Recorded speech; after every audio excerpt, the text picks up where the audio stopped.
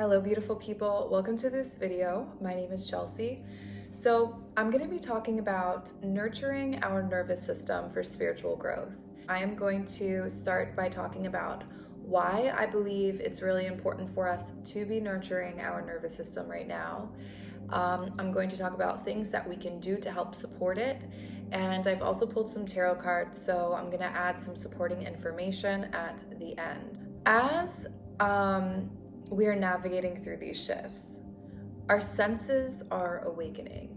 Every physical, mental, emotional, and spiritual function is initiated and maintained by our central nervous system. As we are awakening and as new psychic gifts are starting to show up and come online for us, we're just becoming hypersensitive. So it's like all of our senses are becoming ignited and awakened. And in a sense, it can sometimes be like system overload. And that's not to mention all of the information that we are being bombarded with from the news or from social media. It's a lot on our systems. And so this can be like overstimulation. And also we have a lot of Uranian energy coming in. So basically we are approaching the beginning of a massive Uranian transit that's happening throughout the year. It starts in February, where Uranus is going to be in Taurus, squaring Saturn, who will be in Aquarius. And so Taurus, it represents our earthly senses, or like it's very tangible. And it's kind of like what we experience in a physical sense in a way. And so I keep hearing that there's gonna be like a shock to our system, That's just what this energy that we are approaching is. In January and into February, we are going to have, I think at one point there's going to be like 7 different planets in Aquarius. And Aquarius is ruled by Uranus. And so there's just going to be so much electrified energy. Uranus is the great awakener, and Aquarian energy can be very just kind of all over the place. And so if you're not used to it, it can definitely be a shock to the system. Well, also, we are going to be having Mars making very bold transits in January. And Mars is that fiery, can be aggressive, powerful and aggressive energy that we will be going into. I think for a minute in January, maybe into February, things are going to be a little intense. And at one point, we're probably going to be looking around like, what just happened? I don't want to say explosion, but part of me kind of wanted to say explosion, that we are about to be embarking in an energetic explosion. That's what I feel is approaching. So let's talk about our endocrine system, because our endocrine system is deeply intertwined with our central nervous system. So the endocrine system, it's like the messenger of the central nervous system and our brain. These systems work with the brain and the central nervous system to send messages and signals throughout the body. And so also during this time of awakening, our third eye is being activated. I had an experience earlier where I was napping and I was dreaming, and I felt this energy just like kind of going into my third eye, and I was like, whoa, what is that? But so this is the type of energy that we're working with right now. The endocrine system is what allows for a higher perception of multi-dimensional realities and experiences, as well as higher sensory abilities. So the nervous system and the endocrine system functioning optimally is needed for us to experience and achieve higher states of consciousness. So that's the endocrine system. Let's talk about the nervous system. As I said, every physical, spiritual, emotional, and mental function is initiated and maintained in some way by our central nervous system. So we need to nurture our nervous systems to function at higher levels and receive communication from the divine as well as from our soul. When our central nervous system is overworked, we are trapped in the lower brain. So this lower brain is the state of survival. It's the fight, flight, and freeze mechanism. So we are not able to be conscious co-creators with the universe when we are trapped in the lower brain and we're stuck in this state of survival. Because when we're trapped in the state of survival, likely we're going to be focusing either on the past or on the future. And that's not where our power lies. Our power lies within the present moment. When we are fully rooted and grounded within the present moment, that is when we are able to tap into our power. And that's when we're able to experience rapid manifestation and calling things into our reality, knowing what we want to call into our reality. And when we are operating in this state of survival, our central nervous system is being overworked. So that's where this all starts to tie in. So now I want to talk about what we can do to assist our central nervous system during these activations, because that's really what it is. Our systems are being activated right now, whether it's from the universe or from our external environment where we're just receiving all of this stimuli. So our breath is so important. Just breathing. When we're operating in fight, flight, or freeze, when we're operating in that survival state, we're taking shallow breaths. We're not breathing deeply. And so in order to influence our central nervous system, really the easiest, simplest, and quickest thing that we can do is bring our focus to our breath and take long, deep, nourishing breaths. Even just right now, like just taking one deep breath, I feel like I'm slowed down. I'm not rushing. I'm more tapped into the present moment. So breathing is powerful. Gentle exercise, something that allows you to feel relaxed and to be present, connecting with nature, grounding. So high frequency foods are one of my keys, one of my tools in unlocking higher states of consciousness, being more empowered, feeling better, thinking better, behaving in ways that's more in alignment with my true nature and my higher self. So let's talk about nervines and adaptogens. So nervines relieve stress, they chill you out, they assist with anxiety and depression, and they relax the body. Nervines also repair and support the central nervous system. I'm going to name out some of the most common nervines, but I do recommend using your intuition and understanding what is best for you, whether that's through meditating, asking the universe for signs of what herbs will best support you during this time, and just following your intuition. So some common nervines are skullcap, catnip, chamomile, lavender, lemon balm, and passion flower. And now let's talk about adaptogens, because nervines and adaptogens work great together and symbiotically. So adaptogens quite literally help us adapt. Adapt to our environment, adapt to times of change, and they regulate our hormones, which I had mentioned earlier is our body's messaging system to the brain and to the central nervous system. Adaptogens can restore balance within our body, and they strengthen the body as a whole.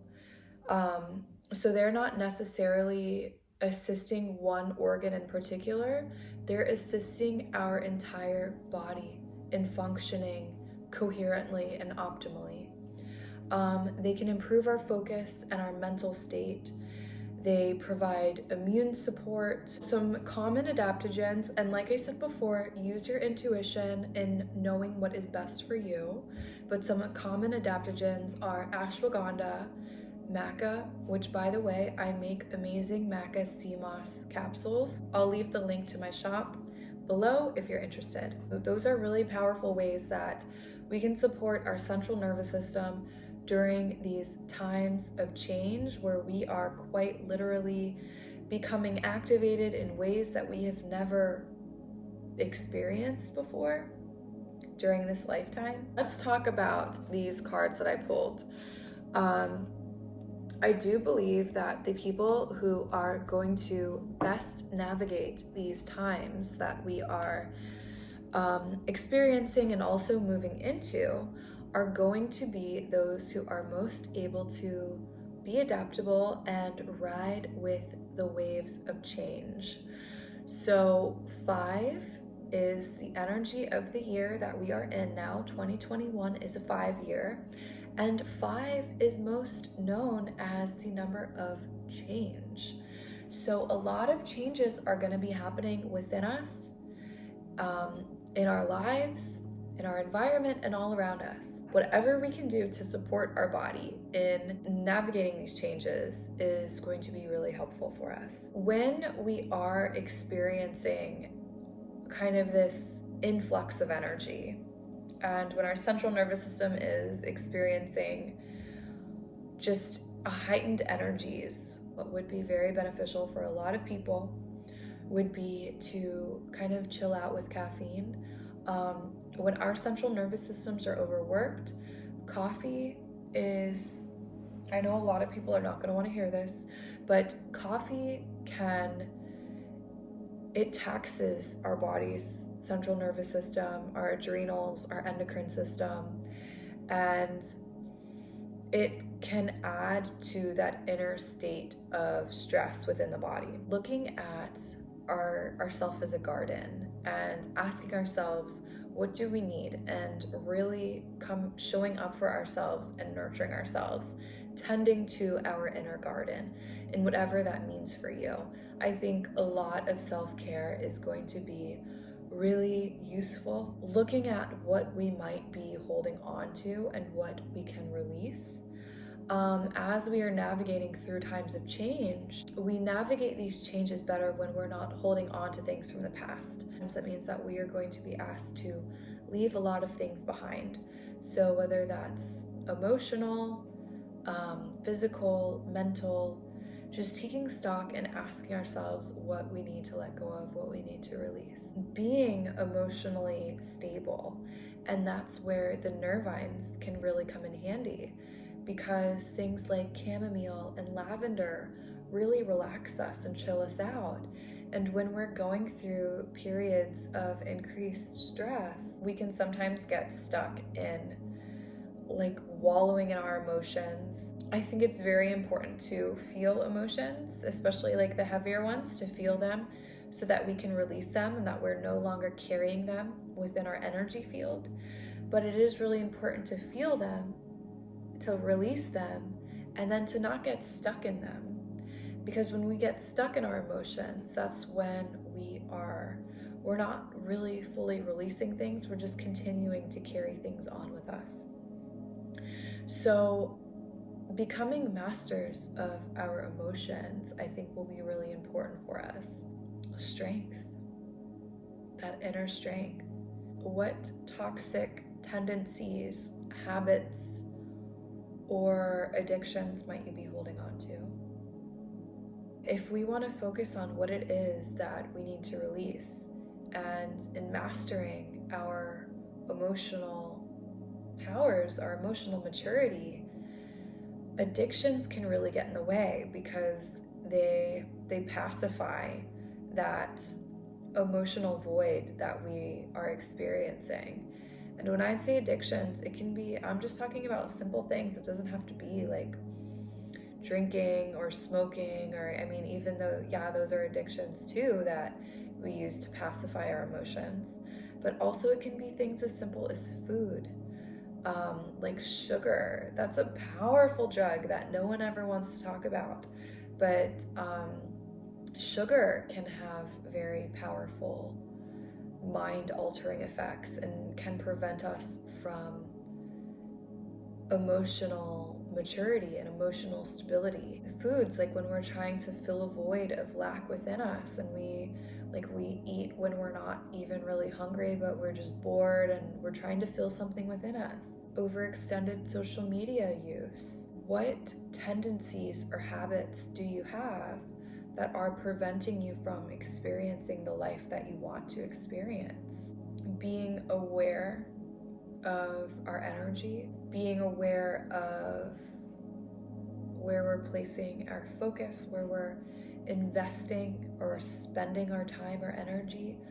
Are we making positive investments with our energy, or are we spending our energy in ways that is to our detriment? As I've said, things are changing. Things are going to be changing at a rapid rate.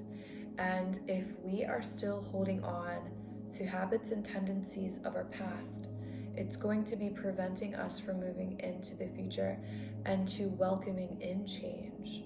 So the herbs that I've mentioned and the nervines and adaptogens, these are powerful allies, powerful tools to assist us during times of change and transformation. It's not always easy releasing the past, and it's not easy releasing the person that we once were so that we can step into the person that we want to be. Sometimes we can just get so stuck in our own heads.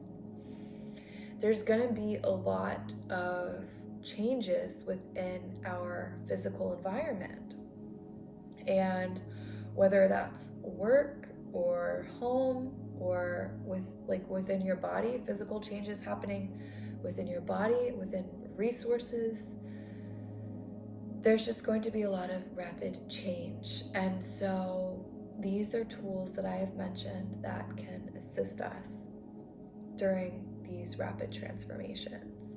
Allowing yourself, I always mention this, but allowing yourself to receive the light that's coming in, connecting with the sun when you can.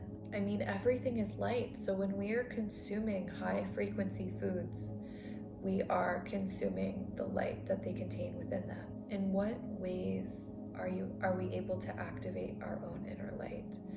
In acting in ways that are authentic to ourselves. Often when there are rapid changes happening within the world around us, and when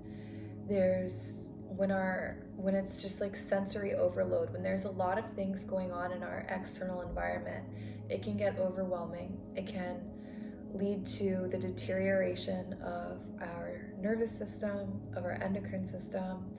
And so what's really important during these times where we might be experiencing rapid change in our collective is to bring our focus and awareness within ourselves and to tend to our inner garden, to experience and to cultivate our inner light.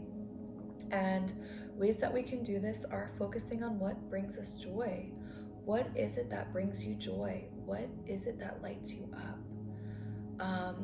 What allows you to be firmly rooted into the present moment? Make it a habit to allow yourself to experience that joy that we all